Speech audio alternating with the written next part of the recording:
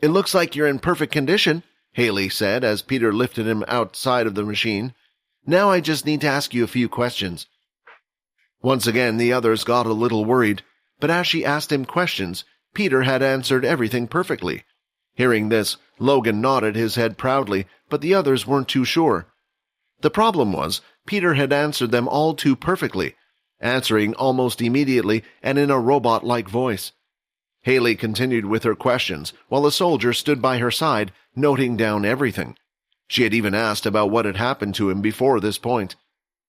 Logan had come up with a backstory that was plausible according to the situation. It detailed how the Dalki had attacked their group and he had run away, luckily escaping the fiasco. The only problem was that all his equipment had been left behind, and he had no clue where he was. He traveled through the desert for many days, managing to feed himself using the survival skills the school had taught him, eventually reaching a shelter.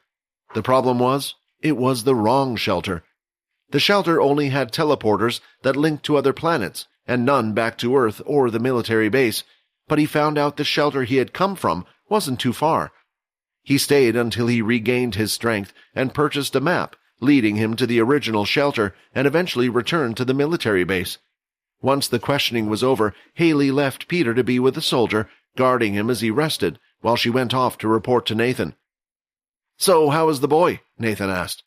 "Thankfully, he seems to be in perfect condition health-wise, but—" Haley hesitated. "But what?" Nathan replied. "It seems like his mind isn't all there. Sometimes his response was quite rigid, and there seemed to be a lack of emotion. Pio didn't have any of these signs before. Although this could be due to the trauma of being attacked by the Dalki, perhaps he will come around in the future." "That's great news," Nathan said. "As long as the student is fine, it'll be okay. We can inform his parents about the good news for now. They don't need to know about the rest until later. There is no use worrying them over nothing, if he is to return to normal soon. Have him rejoin classes tomorrow." "But sir," Haley complained, "don't you think it's too soon to send him out again? He just came back." "You might be right about that. Inform the student and let him decide. If he wishes to go, then let him." "As you wish, sir," Haley said before returning.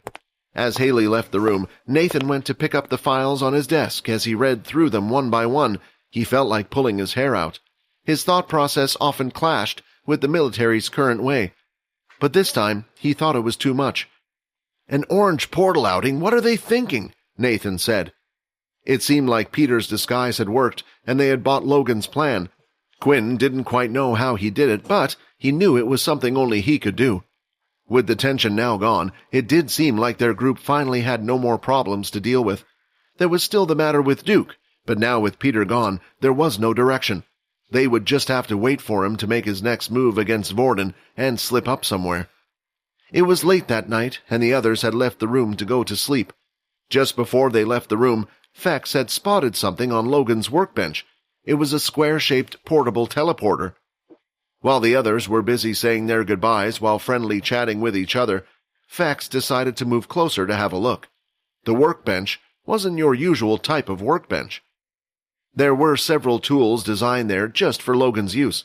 There were even several computer screens just above the workbench.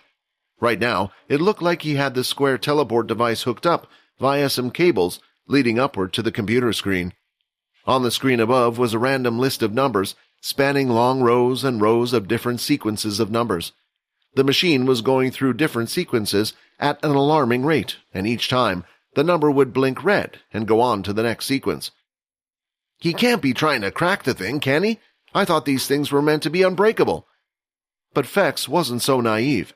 Perhaps the vampires thought the devices were pretty secure, but after witnessing what Logan was able to do time and time again, he thought maybe there was a chance Logan would be able to crack the code. "This is bad," Fex thought. The square portable teleporters were different from the round ones the Earthlings used. They were a lot more advanced. The circular teleporters were set to go one destination only, while the square ones worked more like a teleport station. An access code needed to be put in, and depending on which access code was used, it would teleport you to the correct station. This was how Fex was able to arrive on Earth, through a similar type of teleporter. The problem was that there were two types of square teleporters, with each slightly different in design. On the top where the code was to be entered, it could either be green or red. Green meant it can be used to travel to any teleport station. This included the ones on other planets, not just Earth. The one inside Logan's room had a red panel on top. Similar to the circle portals, they had one destination and one destination only. It was back to the place where Fex had come from. He had realized this before, but thought nothing much of it, because without the access code, Logan would never be able to use the teleporter. But looking at the screen, Fex didn't know when, but soon, he would have access to the teleporter. As everyone headed back to their rooms, Fex managed to pull Quinn to the side just before they were about to part ways. After all, Fex and Quinn's rooms were on the opposite ends of the hall. "Just a little warning to you, Quinn. The device that Logan has been tinkering around with on his workbench, it's a portal leading back home. Before he discovers the access code and its destination, you need to do everything you can to stop him. Otherwise, the two of us will be discovered, and we will be in big trouble."